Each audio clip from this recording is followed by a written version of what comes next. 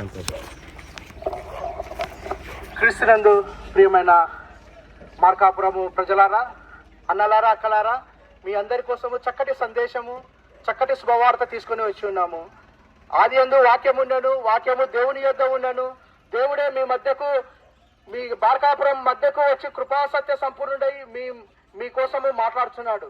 ఒక 2-3 నిమిషాలు మా మాటలతో ఏకీభవించాలని, దేవుని మాటలతో ఏకీభవించి మేము పొందుకున్న కూడా రక్షణ ఆనందాన్ని మీరు కూడా పొందుకోవాలని ప్రభు పేరట మనవి చేస్తున్నాను.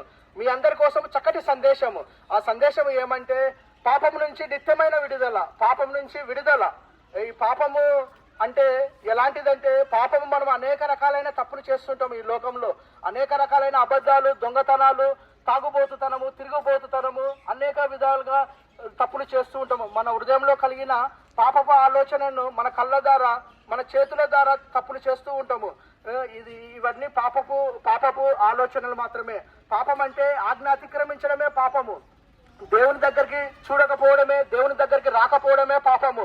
అందుకోసమే ఈ దేవుని యొక్క దివ్య గ్రంథము ఈ విధంగా చెప్తున్నది, పాపము వలన వచ్చు జీతము మరణము అంటుంది. అవునండి, ఈ రకాల తప్పులు చేయడం ద్వారా, ఇన్ని రకాల అబద్ధాలు, పాపాలు చేయడం ద్వారా మనకు మరణము సంభవిస్తుందని మనకు దివ్య గ్రంథము తెలియజేస్తున్నది. ఈ యొక్క మరణం నుంచి తప్పించుకోవాలని మనము అనేక రకాలుగా చేస్తూ ఉంటాము ఈ లోకంలో. అనేక విధాలైన దాన ధర్మాలు, అనేక విధాలైన యాగాలు, పూజలు చేస్తుంటాం. కానీ ఈ యొక్క పాపం నుంచి మనము నిత్యమైన విడుదలను పొందుకోలేము. ఎందుకంటే ఈ యొక్క పాపము ఎలాంటిదంటే, మనం చేసిన తప్పులకు మనని నరకానికి తీసుకెళ్తుంది. మన ఆత్మను నరకానికి తీసుకెళ్తుంది. మన ఆత్మ నరకంలో అగ్ని ఆరదు, పురుగు చావదని మన ఆత్మ అగ్నిలో కాల్చబడుతున్నది.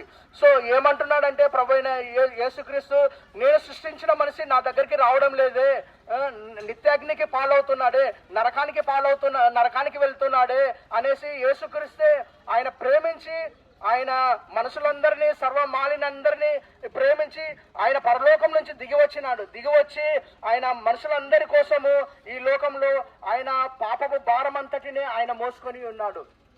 యేసుక్రీస్తు యొక్క ఆయన పాపమంతటి మోసుకొని ఆయన సిలువలో తన పాపాలన్నిటినీ ఆయన స్వరక్తము పెట్టి, ఆయన ప్రాణం పెట్టి పాపాలన్నిటినీ సమర్థం చేసి ఉన్నాడు. యేసుక్రీస్తు యొక్క రక్తము ప్రతి పాపం నుంచి పవిత్రులుగా చేర్చున్నది. యేసుక్రీస్తు యొక్క రక్తము మనల్ని నీతిమంతులుగా చేర్చున్నది. యేసుక్రీస్తు యొక్క రక్తము అది ఎలాంటి పాపమైనా సరే, చిన్న పాపమైనా సరే, పెద్ద పాపమైనా సరే, ఘోర పాపమైనా సరే, ప్రతి ఒక్క పాపం నుంచి మనను పవిత్రులుగా చేస్తున్నది. ప్రతి ఒక్క పాపం నుంచి మనల్ని విడుదలగా చేర్చున్నది, మనల్ని నీతిమంతులుగా చేర్చున్నది. నీతిమంతులదే పరలోక రాజ్యము. మన పాపం చేసిన వాళ్ళది నరకానికి వెళ్తున్నాము. సో మనల్ని నీతిమంతులుగా తీర్చిదిద్దబడి ఉన్నాడు. అందుకోసమే ప్రియమైన కాలనీ వాసులారా, ఒకసారి మీరు కూడా ఈ పాపం నుంచి నిత్యమైన విడుదల పొందుకోవాలంటే ఒకటే ఒక క్షమాపణ. అది మనసులో కాదు చెప్పాల్సింది క్షమాపణ. యేసుప్రభుకే క్షమాపణ చెప్పాలా. అది ఎలాంటి క్షమాపణ అంటే, యేసుప్రభువా, నేను పాపిని నాయనా, నన్ను క్షమించి యేసుప్రభువా, నీ రక్తంతో నన్ను కడుగు యేసుప్రభు అని ఒక్క క్షమాపణ అడిగితే యేసుప్రభువు మన పాపాలన్నిటినీ క్షమిస్తాడు. ఎందుకంటే యేసుప్రభువు మహాదేవుడు, మహారక్షకుడు, ఆయన నమ్మదగిన దేవుడు. ఆయన పాపం నుంచి, శాపం నుంచి, నిత్య నరకం నుంచి తప్పించి మనకు పరలోక రాజ్యాన్ని అనుగ్రహించి ఉన్నాడు. ఎందుకంటే ప్రియమైన కాలనీ వాసులారా, పాపం నుంచి వచ్చి జీతము మరణము, కానీ యేసుక్రీస్తు యందు నిత్య జీవము. నిత్య జీవం అంటే పరలోక రాజ్యము. అది యేసుక్రీస్తు ద్వారానే మనకు సాధ్యము. ఎందుకంటే ఈ లోకంలో మనము అనే డబ్బు, బంగారు, ఇల్లు, ఈ యొక్క పొలాలు, ఆస్తులు సంపాదించుకుంటాం. కానీ పరలోక రాజ్యాన్ని మనం కూడా సంపాదించుకోవాలా. అలాంటి పరలోక రాజ్యము ప్రభువైన యేసుక్రీస్తు నీకు నాకు అనుగ్రహించి ఉన్నాడు. ఇదే మిక్కిలి అనుకూలమైన సమయము, నేడే రక్షణ దినము. ఎందుకంటే పాపం వలన వచ్చే జీతము మరణము, కానీ క్రీస్తు యేసునందు నిత్య జీవము. ఇదే మిక్కిలి అనుకూలమైన సమయము, నేడే రక్షణ దినము.